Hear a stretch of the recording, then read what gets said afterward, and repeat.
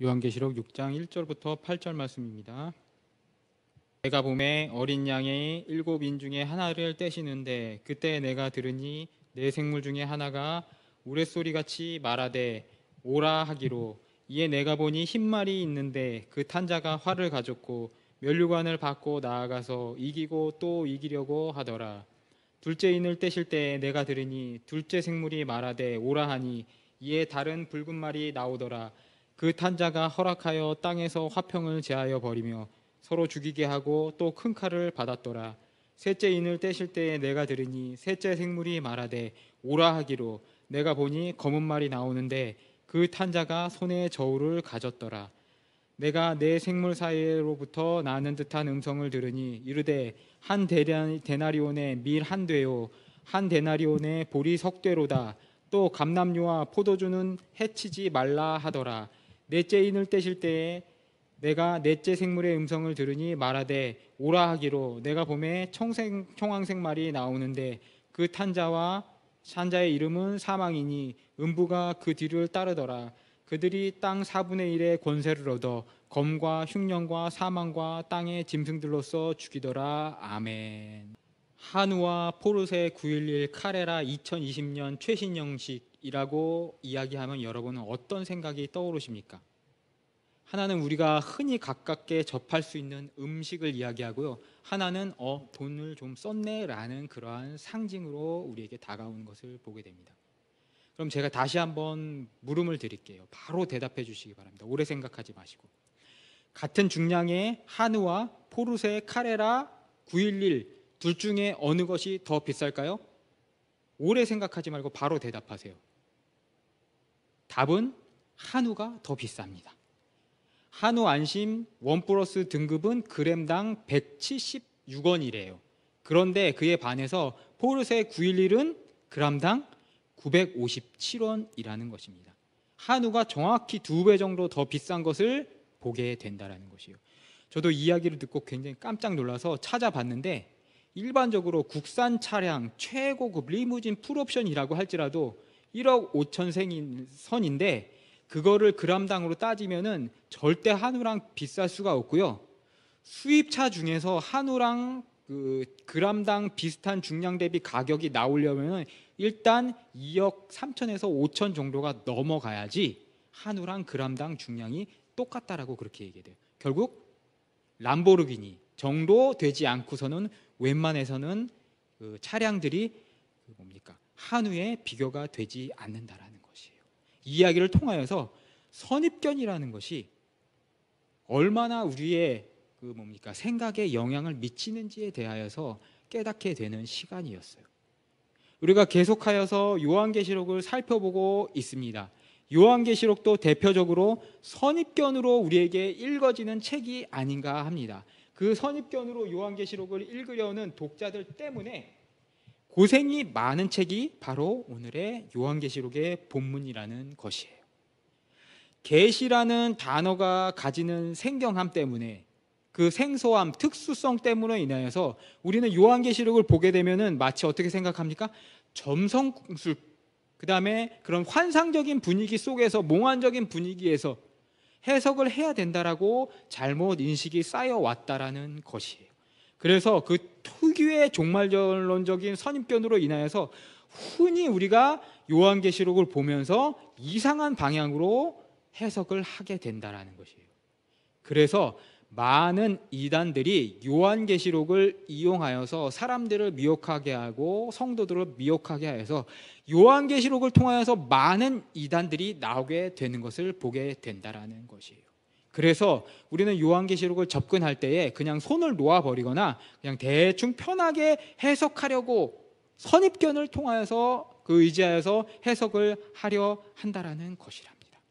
그래서 수십 년, 십수년의 신앙생활을 했음에도 불구하고 요한계시록의 설교를 들을 때마다 우리는 요한계시록이 이런 책이야? 라고 볼 때마다 새롭게 인식을 하게, 생경하게 느끼게 된다라는 것이에요. 오늘 본문 속에서 드디어 본격적으로 우리가 이해하기 힘들어하는 그림들이 쏟아져 나오게 되는 것을 보게 돼요. 그 첫 번째 시리즈로 일곱 인을 떼시는 어린 양의 이미지가 나오는 것을 보게 됩니다. 서구인들의 머릿속에는 이 세븐실, 일곱 인이라는 그 각인이 굉장히 뭡니까? 멸망과 관련된 그런 테마로서 그들의 머릿속에 각인되어 있어요. 그래서 그들의 음악, 특별히 헤비메탈이라든지 락 음악이라든지 그런 데 보면 세븐실이라고 이야기하면 멸망과 파괴와 관련된 그런 노래들로 주제 지어지는 것을 보게 돼요. 그냥 세상이 세븐실을 띄는 순간 싸그리 멸망하는 그런 혼돈의 이미지로 그들에게 비춰진다라는 것이에요. 왜 그렇습니까? 그들의 주인은 공중 권세 잡은 자들이에요. 그 공중 권세 잡은 자들의 터전이 예수 그리스도 어린 양께서 세븐실, 일곱 인을 떼시는 순간 어떻게 됩니까? 심판의 나락에 빠지게 되는 것을 알기 때문에 그들은 그들의 주인이 무서워하는 그 모습에 영향을 받아서 일곱 인이라고 하면은 두려움과 공포에 떨게 된다라는 것이에요. 그런데 우리 그리스도인들은 전혀 이것에 대하여서 공포로 받아들일 필요가 없다라는 것이에요. 어린 양이 일곱 인을 떼시는 순간 그 시기는 우리 그리스도인에게 어떠한 것을 의미하냐면요, 세상의 일그러짐이 정오, 바로 잡히게 된다라는 것을 의미하고 있다라는 것이에요. 바로 그 바로 잡힘의 정수가 마지막 요한계시록 21장에 나오는 새하늘과 새 땅, 새 예루살렘으로 귀결지어진다라는 것을 우리 그리스도인들은 요한계시록을 통해서 알고 있다라는 것이라는 것이에요. 어떻게 해서 우리 그리스도인들과 이 초대에 박해받던 초대교회 인원들에게 이것이 새하늘과 새 땅으로 연결되냐면요, 제가 지금 그 이야기를 드릴게요. 그 요한계시록을 쓰던 당시에 박해받던 상황에서 초대교회 인원들이 이 요한계시록을 희망의 메시지로 받아들일 수밖에 없었던 이유는 뭐냐면요, 그들은 이미 사도들로부터 구약적인 자양분을 받아 마셨기 때문에 이 이미지가 어디에서 오는 것이고 무엇을 말하는지 잘 알고 있었다라는 것이에요. 여러분, 작가들이 문학 작품을 쓰게 되면요, 우리가 일반적으로 생각하기에 그 뭐 하늘에서 뭡니까, 뽕을 받아가지고 뽕을 맞아가지고 그렇게 막 구술해서 쓰는 거라고 생각하는데, 대부분의 작가들이 뭐라고 그렇게 고백을 하냐면 자신만의 문학적 스프가 있었다라고 그렇게 이야기하는 것을 보게 된다라는 것이에요. 제가 굉장히 좋아하는 작가 중에 롤랑 바르트라는 양반이 있는데, 그 양반이 글을 쓰면서 그 자기의 회고록에 이야기하기를 뭐라고 얘기하냐면, 나의 문학적 스프, 문학적 자양분은 앙드레 지드였다라고 그렇게 이야기하는 것을 보게 돼요. 앙드레 지드가 쓰는 글쓰기와 글쓰기 습관과 그의 어투를 따라하기를 굉장히 노력하여서 내가 여기까지 이르렀다고 이야기하는 것을 보게 된다라는 것이에요. 오늘 요한계시록을 적고 있는 요한도 물론 하나님으로부터 계시를 받았지만 그가 받는 이 계시는 문학적 자양분, 그가 당시에 누리고 있었던 문학적 자양분으로부터 동떨어질 수 없었다라는 것이에요. 그가 가지고 있었던 그런 문학적 자양분은 그럼 무엇이었을까요? 그가 가지고 있던 익숙한 이미지, 사람들에게 전할 수 있는 익숙한 이미지는 무엇이었을까요? 구약성경 스가랴서 1장 8절을 보면 그것이 나오게 되는 것을 보게 돼요. 스가랴서 1장 8절에 보게 되면은 스가랴 선지자가 여호와 앞에 쓰게 되는데, 여호와 앞에 화석류 나무 앞에 붉은 말탄자, 자줏빛 말탄자, 백마탄 말탄자 기사들의 이미지에 대하여서 스가랴가 환상 중에 구술하는 것을 보게 된다라는 것이에요. 그럼 이 스가랴에 나와 있던 이 말탄 기사들의 의미는 무엇일까요? 그것은 아마도 학자들은 이렇게 이야기합니다. 하나님의 심판을 의미하고 그 하나님의 심판이 열국에 임할 것에 대해서 하나님이 스가랴 선지자에게 이야기하고 있다라는 것이에요. 그래서 스가랴서 1장 11절에 보게 되면은 이 말탄자들이 보고하기를, 여호와 앞에 보고하기를 뭐라고 이야기하냐면요, 우리가 땅에 두루 다녀 보니 온 땅이 평안하고 조용하더이다 라고 보고를 하게 됩니다. 온 땅이 평안하고 조용하더이다 라고 보고하니까 하나님께서 15절에서 극히 대노하여서 이르시기를 뭐라고 화를 내시냐면은 아니란 여러 나라들 때문에 심히 진노한다라고 말씀하고 화를 내고 계시다라는 것이에요. 왜 안 혼하고 세상이 평온한데 하나님이 이렇게 화를 내고 계시는 것일까요? 이것은요, 하나님이 자기 자녀 이스라엘을 바벨론 포로기라는 회초리로 초달을 하고 교육을 하고 있는데, 열방, 그 종인 열방들이 그 사이에서 박수치면서 좋아하고 안일하게 삶을 살고 평안하게 삶을 살고 있다라는 것이에요. 주인집 아들이 회초리를 맡고 있는데 종들이 바짝 졸아서 정신을 차리고 일을 열심히 해야 되는데, 종의 아들이 혼나는 것을 보면서 어떻게 합니까? 자세를 고치는 것이 아니라 도리어 짝다리를 짚고 신이 나서 들떠서 자기들에게는 아무 해가 없을 것처럼 룰루랄라 하면서 각성하지 않고 있었던 것에 대하여서 지상을 돌았던 기사들이 평안하고 조용하더이다 라고 그렇게 이야기하고, 하나님이 그 전언을 듣자마자 불같이 화를 내고 계시다라는 것이에요. 이와 같이 요한계시록의 독자들은 말찬자들이라는 그러한 이미지를 들을 때에 스가랴서 1장부터, 스가랴서 몇 장입니까?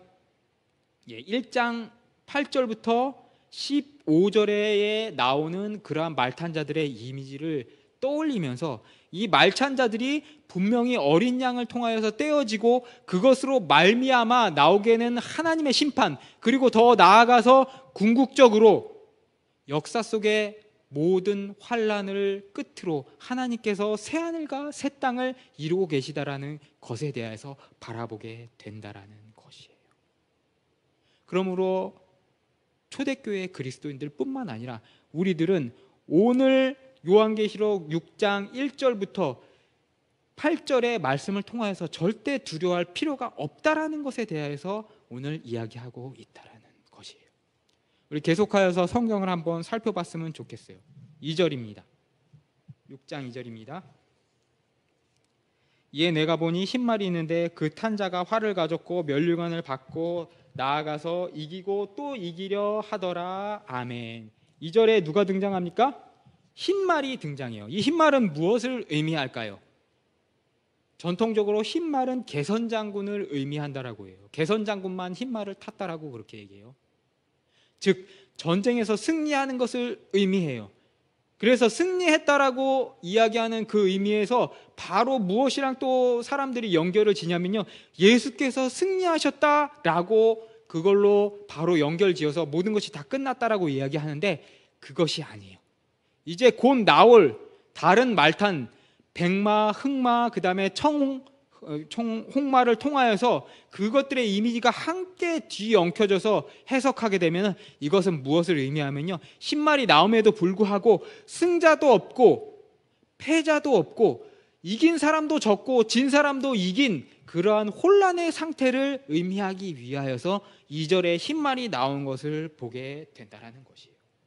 4절을 읽어봅시다. 4절, 이에 붉은 말이 나오더라. 그 턴자가 허락을 받아 땅에 화평을 제하여 버리며 서로 죽이게 하고 또 큰 칼을 받았더라. 아멘.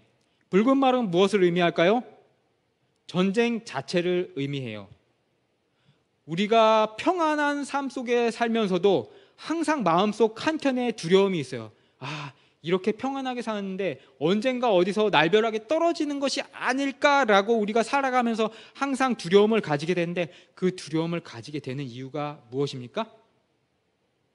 우리는 어느 때고 이 위장된 평화가 거쳐지고 위장된 화평이 거쳐지고 서로 죽이게 되는 큰 칼과 큰 칼부림이 우리 뒤에 어딘가에 사단으로 말미암아 노려지고 있다라는 것을 알기 때문에 불안해하고 두려워한다라는 것이에요. 붉은 말이 그것을 의미합니다. 또 5절에 셋째 인을 떼실 때에 내가 들으니 셋째 생물이 말하되 오라 하기로 내가 보니 검은 말이 나오는데 그 탄자가 손에 저울을 가졌더라. 아멘. 5절에 검은 말은 무엇을 가졌습니까? 손에 저울을 가졌다라고 이 얘기해요. 저울을 가졌다는 것은 박하게 저울질하면서 인플레이션에 허덕이게 된다라는 것을 이야기해요. 전쟁의 상황 속에서. 그리고 그 뒤에 6절에 이어서 뭐라 그러냐면은 또 감람류와 포도주는 해치지 말라라고 이야기해요. 박하게 저울질을 하는데 생필품과 관련 없는 포도주랑 감람류는 어떻게 합니까? 해치지 말라라고 오늘 성경에서 이야기하는 것을 보게 돼요. 왜 이런 앞뒤가 맞지 않는 성경 구절, 성경 해석이 나오게 되는 것일까요? 그것은 이 감람류와 포도주는 사치제가 아니라요, 고대에는 감람류와 포도주가 의료용품으로 쓰였어요. 그럼 이것은 무엇을 의미하면요, 전쟁 중에 사람이 거의 죽을 만큼 맞고 칼을 맞아도 하나님 앞에서 죽지 못하고 감람류와 포도주로 치료함을 받아서 이 모든 고통을 죽기 직전까지 계속 어떻게 됩니까? 겪으라고 하나님께서 검은 말을 통하여서 선포하고 계시다라는 것이에요. 마지막 8절에 청황색 말이 등장합니다. 청색은 시체가 썩기 전에 푸르게 부푸는 것을 의미해요. 그리고 황색은 식물이 말라서 떨어지는 흉년을 의미하게 된다라는 것이에요. 그러면 이제 우리가 여기까지 듣게 되면은 지난 시간에 이야기 드린 것처럼 우리는 이런 이미지를 보게 되면은 알게 모르게 세대주의적인 해석으로 나아가게 돼요. 자동적으로. 그러면 이제 백마가 어느 시대일까? 백마는 어느 시대를 지내온 것일까? 정마는 어느 시대일까? 지금 전쟁이 일어나고 나니까 지금 정마의 시대가 아닌가? 지금 질병이 일어나고 있으니까 지금 2020년은 청말의 시대가 아닌가? 곧 있으면은 하나님이 나타나시고 예수님의 어린 양의 인이 떼어지는 마지막 심판의 세대가 아닌가라고 손에 꼽아서 계산을 하려 한다라는 것이에요. 그런데 제가 2달, 3달간 이야기 드리는 것은 우리가 항상 손에 꼽아서 계산하려고 하는 세대주의적인 습관은 맞았다고요? 틀렸다고요? 틀렸다라고 이야기를 드렸어요. 교회사의 역사 속에서 손에 꼽아서 세대를 이렇게 나눠서 구별하려고 하는 것은 틀렸다라는 것이에요.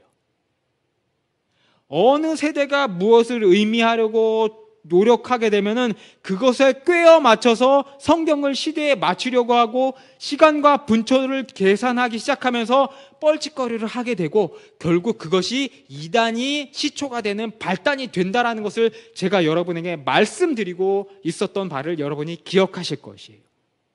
이 상징들은요, 어떤 실제적인 현상을 이야기한다라기보다는 예수님이 초림을 하셔가지고 십자가에 달리고 하늘로 올라가신 이후에 이제 다시 재림으로 나아려 오실 텐데 그 사이에 일어나는, 초림과 재림 사이에 일어나는 모든 재앙적 상황을 통칭하여서 백마, 정마, 흑마, 황마로 오늘 요한계시록과 스가랴의 전통 속에서 이야기를 하고 있다라는 것이에요.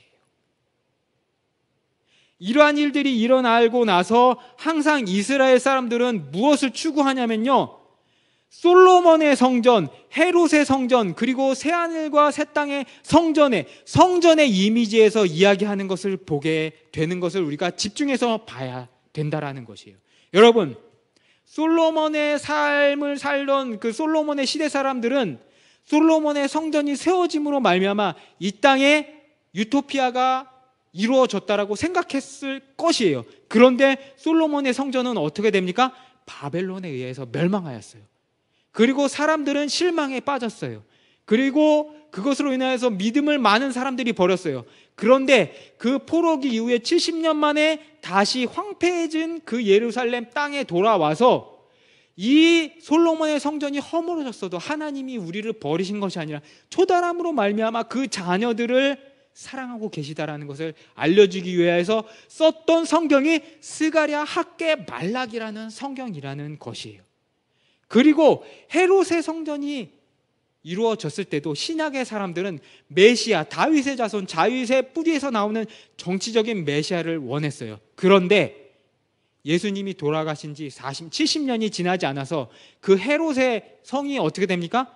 로마의 티투스 장군에 의해서 돌 위에 돌 하나도 남지 않게 허물어졌다는 것을 보게 돼요. 그것을 보면서 초대교회 성도의 일단의 무리들도 예수 그리스도께서 오기는 뭐라라고 세상을 향해서 나갔다라는 것이에요. 그것을 향하여서 요한계시록의 저자 요한은 그 헤롯의 성이 허물어져 없어졌지만 그럼에도 불구하고 어린 양이 인을 떼심으로 말미암아 언젠가 재림의 때에 새 하늘과 새 땅과 새 예루살렘이 우리의 삶 속에서 우리에게 나타나게 된다라는 것, 그것을 잊지 말고 믿고 나아가라라고 초대교회에 박해받는 성도들에게 교훈하고 있었다라는 것이에요. 사랑하는 금반석 교회 성도 여러분, 우리는 박해를 받고 있는 상황에 있어요. 지금이 청홍의 말의 상황, 청홍의 말을 탄 기사의 상황이라고 우리가 흔히 대충 이야기하는 것을 보게 돼요. 그런데 이것이 청색이건 홍색이건 우리에게 별로 큰 의미가 없어요. 왜요? 인생은 고난의 끝이 없기 때문이에요. 7년간 하나님 앞에 예배의 처소를 달라라고 그렇게 기도를 했어요. 그래서 올 2월에 드디어 그 기도의 결실로 이렇게 좋은 하나님의 처소가 생겼어요. 이곳에 이에서 예배를 드렸는데, 여러분 지금의 상황을 돌아보면요, 한숨밖에 나오지 않아요. 언제인지 기약이 없는데 또 비대면 예배로 들어가기 시작했어요. 재정적 기반도 잡히지 않은 개척교회 목사로서 정부에서 비대면 예배라고 하지 않았는데 저 혼자 독단적으로 선제적으로 비대면 예배를 시작합니다라고 선포를 하고 오늘 이 자리에 혼자 예배를 드리고 있어요. 선제적으로 비대면 예배를 선포했다고 해서 말이 거창하지 사실 속이 썩어나요. 죽기보다 더 어려운 상황이 지금의 저의 마음의 상태가 아닌가 여러분 앞에 고백을 해요. 어제도 설교 준비를 하는데 계속 이렇게 한숨만 나오더라고요. 한숨을 계속 쉬니까 사모님이 이렇게 물어봐요. 왜 이렇게 한숨을 쉬냐고. 그래서 설교 준비하기 죽기보다 싫다라고 그렇게 이야기를 했어요. 저의 솔직한 마음이었어요. 의지가 다 사라지고 오늘 마지막에 드렸던 찬양처럼 세상 소망 다 사라져가고 살 소망이 사라져가고 지금 내가 무엇을 하는지, 나는 여기가 어디인지, 나는 누군가, 여기가 어딘가라는 그런 상태에 이르게 되었다라는 것이에요. 내가 이렇게 하는 것이 맞는 것인가? 2월 달에 했던 그 선택이 맞는 것인가? 차라리 그때 개척 안 하고 있었다라면 한 달에 100만 원씩 이렇게 낭비하지 않으면서 집에서 배불리 예배 집에서도 드릴 수 있는데 내가 정말 내 욕심으로 인하여서 어리석은 결정을 한 것 아닌가? 별의별 생각이 다 들어가게 된다라는 것이에요. 비대면 예배를 한다라고 하면은 어떤 분들은 이렇게 이야기할 수도 있어요. 아니, 믿음이 그렇게 없어가지고 하나님 앞으로부터 복 받겠어? 목사가 전염병 앞에서 믿음을 굽혀서 되겠어? 라고 그렇게 이야기하고 그렇게 비춰질 수 있어요. 그런데 저는 목사는 무당이 아니라고 생각해요. 그러한 신념이 제 안에 있어요. 이것이 이 코로나 팬데믹이 실제적인 위기인지 혹은 누구가 이야기하는 것처럼 정치적인 방역으로 인해서 크게 부풀려진 것인지, 그래서 그것으로 인해서 사회적인 불신이 쌓여 있는지 저는 판단할 수 없어요. 그럼에도 불구하고 이 상황 가운데서 혹시 모를 전염병에 그것에 대해서 뭡니까? 예방하고 그것에 대해서 선제적으로 대응하는 것이 목사로서 영혼 구원하는 것과 함께 육신을 구원하는 그 목회자로서의 책무이기 때문이라고 생각하고 선제적으로 비대면 예배를 하자라고 저희 교인들에게 선포를 하고 이 자리에 나오게 되었다라는 것이에요. 왜요? 우리 교인들 중에 병원에 근무하는 분도 있고 학교에 있는 분들도 있어요. 그분들이 서로 만나가지고 혹시라도 모를 전염병을 퍼뜨리게 되면은 우리 가족, 우리 교회, 우리 공동체에서만 끝나는 것이 아니라 광범위하게 어떻게 됩니까? 지역에, 어느 지역에 퍼져나가게 되는 그러한 일들이 일어날 것에 대해서 보게 된다라는 것이에요. 그럼에도 불구하고 우리가 이렇게 예배를 드려요. 드리면서 하나님 앞에 하나님 이 땅을 고쳐주시옵소서라고 하나님을 우러러서 기도하는데 상황이 나아지지 않는 것을 보게 돼요.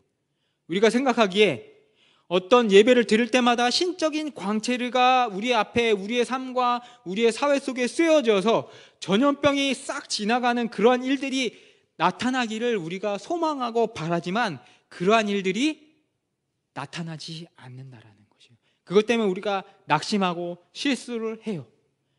그리고 더 무서운 것은 무엇이냐면은 우리가 예배 드리고 나가는 가운데에서도 우리의 부주의함으로 인하여서 우리가 코로나 바이러스에 감염될 수도 있다라는 것이에요. 그것이 우리가 살아가는 현실이라는 것이에요. 이 현실은요,